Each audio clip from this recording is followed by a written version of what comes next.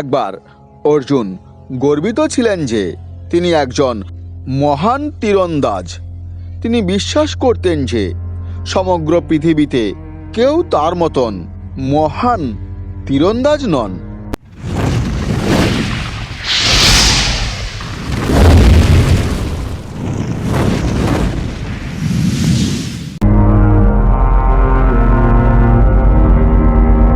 একবার অর্জুন তার রথে চড়ে রামেশ্বরমের মধ্য দিয়ে যাচ্ছিলেন।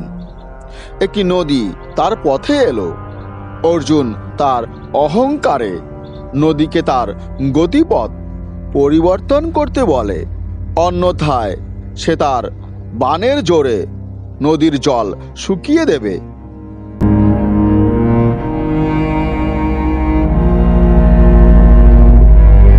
নদী তখন অর্জুনকে বলল যে সে যদি তার গতিপথ পরিবর্তন করে তবে আশেপাশের অঞ্চলে বন্যা আসবে, আর সে যদি নদীর জল শুকিয়ে দেয় তাহলে নদীর ভিতরে সমস্ত প্রাণীরা মারা যাবে।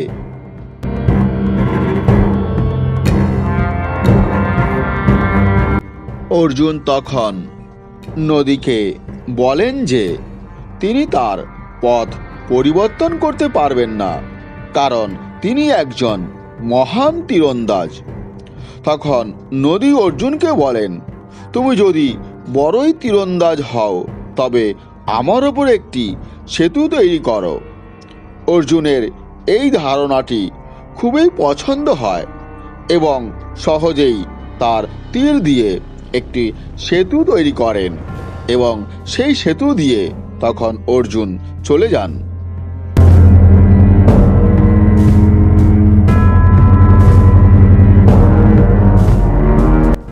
ভগবান কৃষ্ণ যখন অর্জুনের অহংকার সম্পর্কে জানতে পারলেন তখন তিনি অর্জুনের অহংকার ভাঙার সিদ্ধান্ত নেন। তাই তিনি ভগবান হনুমানকে অর্জুনের অহংকার ভাঙতে বলেন।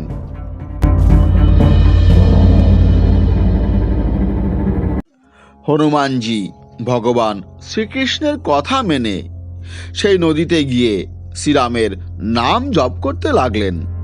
তা দেখে অর্জুন হাসতে লাগলেন। হনুমানজি অর্জুনের হাসির কারণ জিজ্ঞাসা করলেন। উত্তরে অর্জুন বলেন যে শ্রীরাম যদি মহান ধনুর্ধর হতেন তাহলে কেন তিনি পাথরের সেতু নির্মাণ করলেন। তখন হনুমানজি উত্তর দিলেন এবং বললেন, শ্রীরামের সেনাবাহিনীতে অনেক বড় সৈন্য ছিল। যদি তিনি তীরের সেতু নির্মাণ করতেন তবে সেই যোদ্ধাদের ওজনেই সেতুটি ভেঙে পড়ত। তাই তিনি পাথরের সেতু নির্মাণ করেন।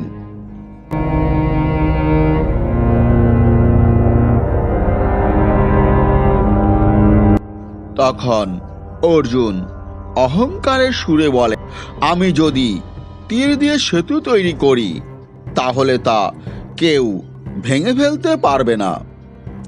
হনুমানজি শুনে হাসলেন আর বললেন, তোমার সেতু আমার ওজন সহ্য করতে পারবে না।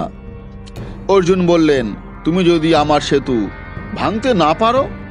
তখন হনুমানজি বললেন, তাহলে আমি সারা জীবন তোমার সেবক হয়ে থাকব, এবং যদি আমি তোমার সেতু ভাঙতে পারি তাহলে? তখন অর্জুন বলেন যে তুমি যদি এটা করতে পারো তাহলে আমি বিশ্বাস করব যে আমি ভালো তীরন্দাজই নই।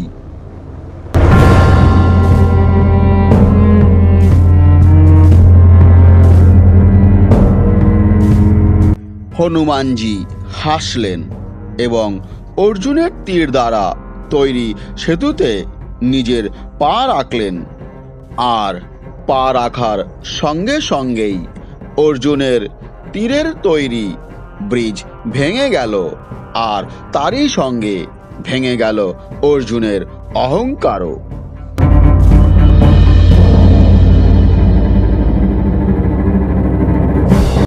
মহাভারতের এই কাহিনীটি আমাদের শিক্ষা দেয় যে কখনোই অহংকার করতে নেই, কারণ অহংকারই হলো পতনের মূল কারণ।